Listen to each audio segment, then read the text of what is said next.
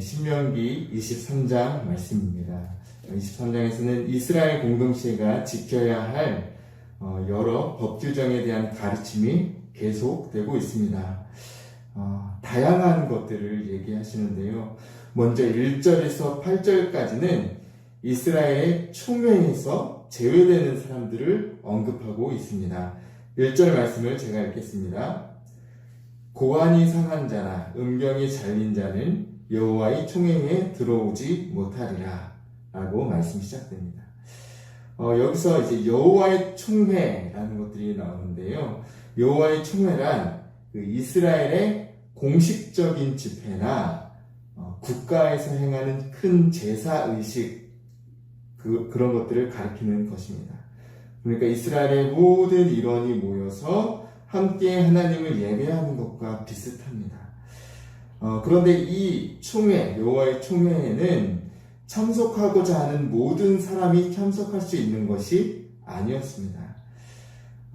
참석할 수 없는 사람에 대해서 쭉 열거를 하고 있는데요. 1절에서는 고환이 상하거나 음경이 잘린 자의 참석을 불허합니다.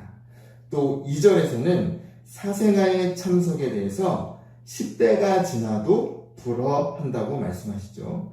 또 3절에서는 특별히 암몬 자손과 모압 자손을 콕 집어서 이들은 영원히 여호와의 총회에 참석할 수 없다고 말씀하십니다. 이것은 8절에서 에돔 사람 그리고 애굽 사람에 대해서는 3, 4대 이스라엘 민족들과 함께 이 공동체를 이루며 살면 이들은 총회에 참석할 수 있다라고 얘기한 것과는 아주 대조적입니다. 자, 그렇다면 하나님께서 왜 이렇게 총회에 참석하는 참석자에 대해서 분명하게 구분을 하셨을까요? 사람들을 차별하는 것일까요? 지금의 시각으로는 선뜻 이해되지 않을 수도 있습니다. 그러나 이것은 분명한 하나님의 뜻이 있습니다. 그것은 바로 하나님께서 이스라엘 백성이 거룩하기를 원하셨기 때문입니다. 하나님은 이스라엘 백성에게 성결 규례를 주셨는데요. 이것을 통해 이스라엘의 거룩함이 표현되는 것이었습니다. 특별히 하나님께서는 특별히 본절에서도 성적 거룩함을 강조하시는데 성관계뿐 아니라 성기와 자연스러운 성적 현상까지도 아주 중요하게 여기심을 볼 수 있습니다. 1절 말씀에 성기에 이상이 있는 자를 언급하십니다. 그들이 총회에 참석할 수 없다. 이러한 성기의 이상의 이유가 분명히 드러나 있지는 않지만 고의가 되었던 어떤 사고가 되었던 그것은 그 사람이 자신의 성기의 온전함을 지키지 못한 것입니다. 이어서 2절에서도 사생아가 등장하는데요. 2절에서 말하는 사생아 또한 어떤 두 사람의 합법적인 부부 관계가 아니라 하나님이 인정하지 않는 불허한 그런 관계 안에서 태어난 자입니다. 그러므로 이 사생아 본인의 잘못은 아닐지라도 이 사생아를 태어나게 한 이 부모의 음행에 대해서 아주 분명한 정죄를 하신 것입니다. 이렇게 태어난 사람은 10대라고 하시는데 곧 아주 긴 시간이죠. 10세대가 지나가도 총회에 참석하지 못할 것이라고 아주 강력하게 규제를 하십니다. 이것은 하나님께서 성적인 범죄, 성적인 정결함을 지키지 못한 것에 대해서 얼마나 싫어하시는지를 알게 하십니다. 3절에서는 암몬 사람과 모압 사람이 아예 총회에 영원히 참석하지 못하리라고 말씀하십니다. 이 암몬과 모압 사람들은 이스라엘의 형제 족속입니다. 이 아브라함의 조카 롯과 그의 두 딸이 근친상간으로 태어난 족속이 암몬 족속 그리고 모압 족속이죠. 또한 이들은 이스라엘이 출애굽하면서 광야에서 유랑할 때에 이스라엘이 화친을 맺고자 제안을 했음에도 불구하고 발람이라는 어떤 선지자를 매수하여서 이스라엘을 저주하려 하였습니다. 이러한 이유 때문에 이들이 영원히 여호와의 총회에 참석할 수 없게 되었습니다.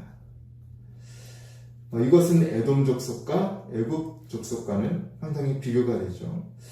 이렇게 하나님께서는 여호와의 총회에 참석하는 자들을 아무나 누구나 할 수 없게 하심으로 하나님이 요구하시는 거룩함을 지키는 것을 분명하게 구분하신 것입니다.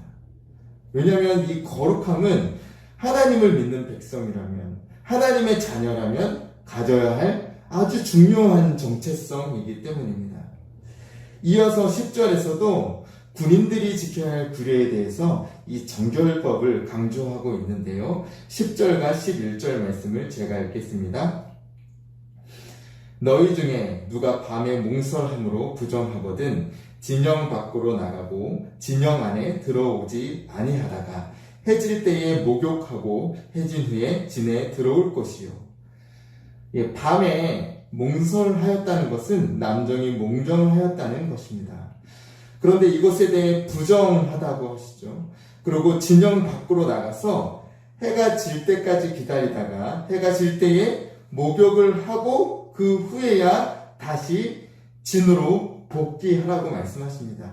곧 하루 종일, 하루 동안은 이 남성이 이 진영과 분리되어 있어야 했던 것입니다. 사실 오늘날의 의학적 견해로는 남성이 이런 어떤 몽정을 하는 것에 대해서 아주 자연스러운 일이며 우리 인체에 아무런 해도 없는 일이라고 설명을 합니다. 그런데 하나님께서는 이 정결법을 말씀하시면서 남성이 몽설함에 대해서 주의를 하고 있고 이것들에 대해서 목욕 재개하라고 말씀하시죠. 다시 자신의 몸을 깨끗하게 보존해야 한다고 말씀하신 것입니다. 그런데 이것은 그냥 남성뿐만이 아니었습니다. 이것이 전쟁을 앞둔 진영에서의 정결법을 설명하는 것이었기 때문에 남성에 대해서 얘기하고 있지만 실제로 율법 전체를 보면 남성의 목욕뿐 아니라 여성 또한 여성의 생리 또한 부정하다고 말씀하시죠. 레위기 15장에서는 아주 자세히 기록되어 있는데요. 간단하게 말해서 여성이 유출을 할 경우에는 7일간이나 부정한 상태라고 말씀하시고 공동체와 떨어져 있고 이 사람을 이렇게 만져서도 안 되는 그런 부정한 상태라고 하십니다. 물론 여기서 부정함이란 진짜 죄인의 부정함이 아니라 제의적인 부정함을 말하는 것입니다. 그런데 이처럼 남성과 여성의 성적인 어떤 현상에 대해서도 하나님은 아주 엄격하게 정함과 부정함이라고 말씀하시면서 구분을 해 두신 거죠. 여러분, 이러한 하나님의 정결법에는 하나님의 거룩함에 대한 하나님의 의도가 담겨 있습니다. 이렇게 정함과 부정함을 구분하심으로써 하나님은 이스라엘 백성들에게 제의적인, 의식적인 거룩함을 요구하신 것입니다. 14절 말씀에서는 이렇게 말합니다. 이는 내 하나님 여호와께서 너를 구원하시고 적군을 내게 넘기시려고 내 진영 중에 행하심이라. 그러므로 내 진영을 거룩히 하라. 그리하면 내게서 불결한 것을 보시지 않으므로 너를 떠나지 아니하시리라. 전쟁의 구원자 되시고 승리의 주관자 되신 하나님 앞에서 너희는 먼저 진영을 거룩하게 할 것을 말씀하십니다. 그것이 더 너희들이 먼저 해야 할 것이라고 말씀하시는 거죠.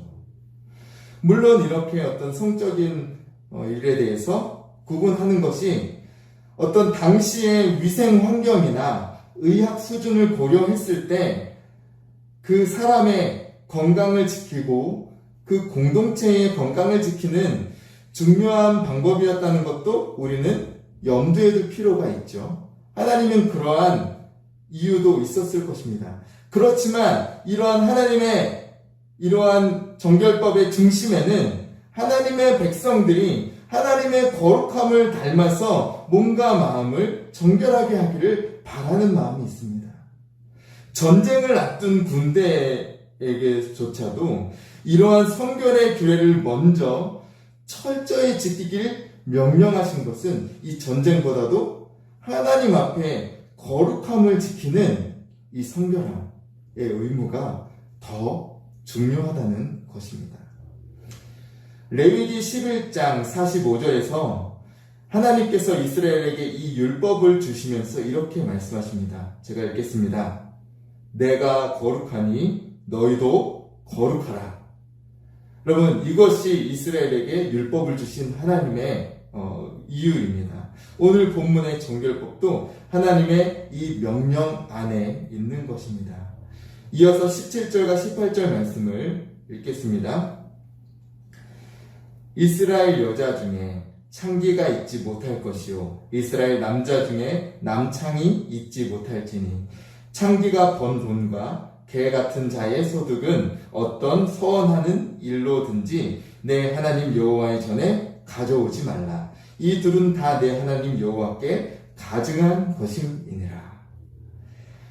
여기 나오는 창기는 그냥 단순히 돈을 벌기 위해서 몸을 파는 어떤 직업 여성을 의미하는 것보다는 주로 우상의 신전에서 우상 숭배의 행위로 어떤 종교적인 매춘을 하는 그런 창녀들을 가리키는 것입니다. 여기서 나오는 남창도 마찬가지입니다. 어떤 종교적인 매춘을 하는 성소에서 몸을 파는 남자를 가리키는 말이죠. 따라서 18절에 개 같은 자의 소득이란 말이 나오는데 이것은 이 이방 종교의 음란한 행위로 번 돈을 가리키는 말입니다. 하나님은 그것을 여호와의 전에 가져오지 말라라고 말씀하시죠. 하나님께 바치는 예물이나 헌금은 결코 그런 방식으로 번 것으로 할 수 없다는 것입니다. 부도덕한 행위나 부정한 방법으로 모은 돈으로 헌금하지 말라는 것입니다. 헌금은 참 아름다운 것이지만 그것을 마련하는 과정, 그것을 마련하는 방법이 불의하거나 악했다면 그건 곧 개같은 자의 소득이 되므로 절대 하나님께 바치지 말라는 경고입니다. 하나님은 그것을 하반절에 보면 가증한 것이라고 표현하고 있는데요. 여기서 가증한 것의 뜻은 이것입니다.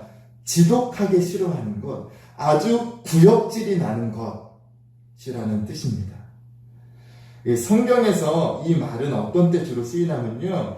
하나님의 거룩성을 훼손하는 것에 대해서 주로 쓰이는 말입니다. 원어적으로. 대표적으로 어떤 때 쓰냐면 우상 숭배를 했을 때 쓰는 말입니다. 성적인 문란 행위에 대해서 쓰는 말이 바로 이 가증한 것이라는 단어입니다. 그런데 하나님은 이러한 부당한 돈, 이 부당한 돈으로 한 헌금에 대해서도 가증한 것이라고 말씀하시는 것이죠. 이것이 신정으로 하나님 싫어하시는 거룩하지 않은 것이기 때문입니다. 자, 말씀을 마칩니다. 오늘 말씀을 정리하면 하나님은 이스라엘 백성에게 거룩함을 원하신다는 것입니다. 하나님이 이스라엘에게 주신 여러 규제와 이러한 정결법 등의 목적은 바로 거룩함이라고 할 수 있습니다. 물론 지금은 이 구약의 정결법이 우리에게 그대로 적용되는 것이 아니죠. 우리는 율법을 다 이루신 예수 그리스도의 은혜로 살고 있기 때문입니다. 여러분, 하지만 이 구약의 율법의 본의는 여전히 우리가 지켜야 할 것입니다. 우리는 하나님의 백성은 하나님을 닮은 거룩함이 있어야 합니다. 그래서 우리가 구원서정을 이야기할 때 이제는 우리가 예수를 믿고 회심을 하고 중생을 하죠. 이렇게 예수를 믿고 회심하여 중생을 한 사람은 그 뒤에 반드시 성화, 거룩함이 뒤따라야 한다고 말합니다. 사랑하는 성도 여러분, 예수님을 따라 진정으로 거룩한 삶을 경주하시기를 바랍니다. 예, 사도 바울은 이 율법이 몽학 선생이라고 말했죠. 초등교사라고 말했습니다. 구약의 사람들은, 구약의 이스라엘 백성들은 이런 율법의 행위, 하나님이 주신 율법의 어떤 제의, 법, 이런 행동을 통해서 하나님의 거룩에 대해서 배웠습니다. 하지만 이제 우리는 우리에게 주신 이 성경을 통해서 우리가 만날, 우리를 위해서 율법을 이루신 예수 그리스도를 통해서 또한 성령 하나님, 우리에게 임재하신 성령 하나님의 도우심으로 이 거룩한 삶을 추구할 수 있습니다. 이 거룩한 삶으로 더 나아갈 수 있습니다. 이 세상은 성적으로 물러갑니다. 우상숭배가 이 세상 속에서 만연하고 있습니다. 우리가 이 가운데 살면서 하나님의 거룩함으로 세상의 문란함과 우상숭배를 이기고 하나님 앞에 거룩함을 살아내시는 저와 여러분들이 되시길 간절히 소망하고 축복합니다. 기도하겠습니다. 거룩하신 하나님, 이스라엘 백성에게 여러 가지 법을 통하여 하나님 정결함을 요구하셨습니다. 하나님, 주님께서 우리에게 요구하신 거룩함을 기억합니다. 하나님, 우리도 하나님을 따라 거룩한 삶을 살게 하여 주옵소서. 매일의 인생을 살며 매일의 삶을 살며 하나님을 닮는 그 거룩함을 가지고 우리의 삶을 살아낼 수 있도록 성령 하나님 도와주옵소서. 오늘도 주님을 따라 거룩한 삶을 살기를 결단하며 주님께 나아가게 하여 주옵소서. 이 모든 것 주님께 맡겨드리오며 우리를 위하여 일하시는 예수 그리스도의 이름으로 기도하옵나이다. 아멘.